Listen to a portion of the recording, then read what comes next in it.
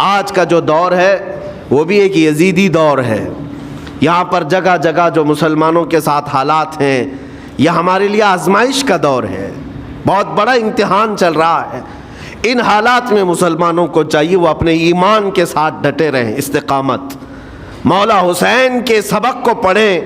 اس وقت تو ان کی گردنوں پر تلواریں تھیں، ان کے بچوں کے سینے چھدے ہوئے تھے تیروں سے، لیکن وہ ڈٹے ہوئے تھے میرے مصطفیٰ کی شریعت پر.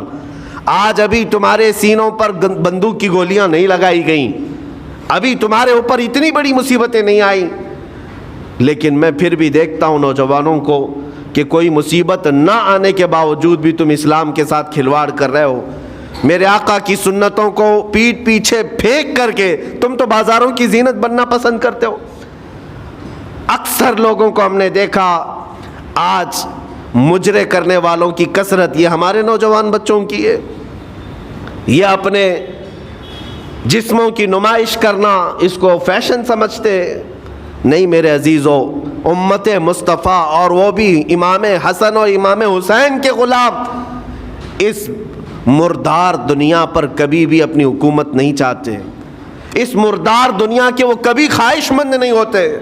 لیکن جن نوجوانوں کو آج ہم ان خواہشات کی پیروی کرتے ہوئے دیکھ رہے، افسوس ہوتا ہے، افسوس ہوتا ہے. آج کے حالات میں تم بھی سنبھل جاؤ، کیونکہ ایک بہت بڑی جنریشن تمہارے پیچھے ہے اور وہ تمہیں دیکھ کر کے نقل کرے گی. اگر آج تمہارا راستہ بگڑ گیا تو یہ جو چھوٹے بچے ہیں وہ بگڑے ہوئے راستے کو ہی اسلام سمجھنے لگ جائیں گے، وہ اسی بگڑے ہوئے راستے کو ہی صحیح راستہ سمجھ بیٹھیں گے. اسی لیے آج نوجوانوں کی کثرت میرے آقا صلی اللہ تعالیٰ علیہ وسلم کے عاشقوں کی ہونا چاہیے. اور ان سخت ترین حالات کا مقابلہ باڈی بلڈر نہیں کر سکتا. میں آپ کو بتا دوں، ان ظالم یزیدیوں کا مقابلہ کاجو بادام کھانے والا نہیں کر سکتا. ہاں، ان حالات کا مقابلہ کرنے کے لیے جسمانی طاقت کی ضرورت نہیں. ان بڑے سے بڑے سخت ترین حالات کا مقابلہ وہ نوجوان کر سکتا ہے جس کے سینے میں عشق مصطفیٰ ہو، مولا حسین کے نقش قدم پر چلنے کا عزم رکھتا ہو، پھر چاہے وہ لاغر ہی کیوں نہ ہو، نحیف و ناتما ہی کیوں نہ ہو، کمزور ہی کیوں نہ ہو. لیکن ہم نے دیکھا ہے تاریخ میں کمزور بھی ہے، اگر جسمانی اعتبار سے عشق رسول کی دولت سینے پر رکھتا ہے تو دنیا میں وہ کھلبلی مچا دیتا ہے اور کفار و مشرکین کے خیموں میں اس کی ہیبت طاری رہتی. ہم نے اور تاریخ پڑھی ہے. آخری بات عرض کرتا ہوں، امام اہل سنت فاضل بریلوی امام احمد رضا خان نور اللہ مرقدہ، اعلیٰ حضرت کو کون نہیں جانتا آج کے زمانے میں. ذرا ان کی سیرت اٹھا کر کے پڑھنا اور پھر یہ بھی دیکھنا کہ جسمانی طاقت ان کی کیسی تھی، جسمانی ساخت کیا. وہ چلتے تو لہیم شہیم تھے، اونچے چوڑے اور سینہ بھرا ہوا کہ لوگ صرف جسم کو دیکھ کر کے ڈر جائیں. نہیں، اعلیٰ حضرت فاضل بریلوی رضی اللہ تعالیٰ عنہ اس طرح جسمانی بہت اونچی چوڑی صلاحیت کے نہیں تھے، بلکہ بہت ہی ہلکا جسم رکھتے تھے. ہلکا جسم، دبلے پتلے تھے، لیکن جب اپنے حجرے میں بیٹھ کر کے قلم چلاتے تھے تو دنیا کے کونے کونوں میں ان کی گونج ہوتی تھی اور بڑے بڑے قلعوں میں جو ہے زلزلہ آ جاتا تھا. اور سرکار غوث پاک رضی اللہ تعالیٰ عنہ کو کون نہیں جانتا.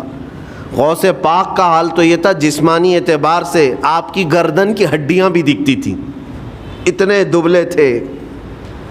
اور کثرت عبادت کی وجہ سے، کثرت مجاہدات کی وجہ سے آپ کا جسم بہت ہی کمزور تھا.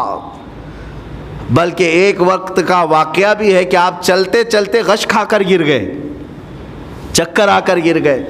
جسمانی اعتبار سے اکثر تو آپ پتے کھا کر کے رہے، کھانا بھی نہیں کھایا 40 سال تک.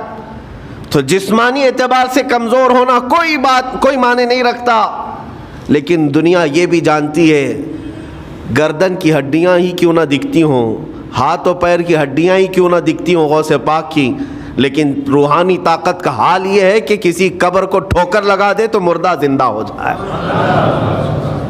اس طاقت کو میں آج آپ کے سامنے کہنے کی بات کر رہا ہوں. عشق مصطفیٰ سینے میں ہو اور سچی عقیدت و محبت حسنین کریمین سے رکھتا ہو اور پھر اپنے طریقے بدل لے تو بڑے جسم اور ڈیل ڈول بنانے کی ضرورت بھی نہیں آئے گی.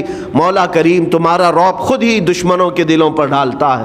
اللہ تبارک و تعالی ہم سب کو آئی ہوئی مصیبتوں کا ڈٹ کر مقابلہ کرنے کی توفیق عطا فرمائے. ہم سب کو استقامت عطا فرمائے اور صبر عطا فرمائے اور شکر عطا فرمائے, اور قیامت کے دن مولا تعالی ہم سب کو امام حسین کے ساتھ حشر عطا فرمائے.